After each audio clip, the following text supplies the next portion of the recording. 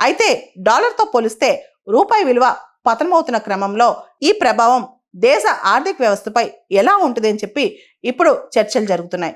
రూపాయి పతనాన్ని అరికట్టేందుకు ఆర్బీఐ మరియు కేంద్రం చర్యలు తీసుకోవాలని కూడా డిమాండ్లు పెరుగుతున్నాయి.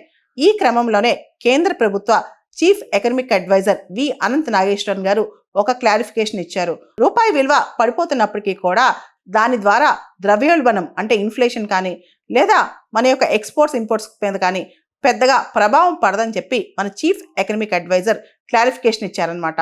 వచ్చే ఏడాది నాటికి పరిస్థితి మెరుగుపడుతుందని కూడా ఆయన ఆశాభావం వ్యక్తం చేశారు.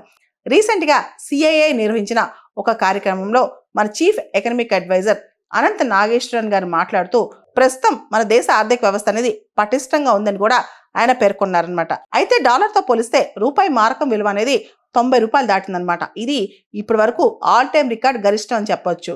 మనం చూస్తే 1947లో డాలర్తో రూపాయి ఎక్స్చేంజ్ రేట్ అయితే ₹3.30 ఒక డాలర్. అదే 1975లో 8 రూపాయలు ఉందన్నమాట. అదే 2000 సంవత్సరంలో 44 రూపాయలు ఇస్తే ఒక డాలర్. అదే 2020 సంవత్సరం నాటికి 75 రూపాయలు ఇస్తే ఒక డాలర్.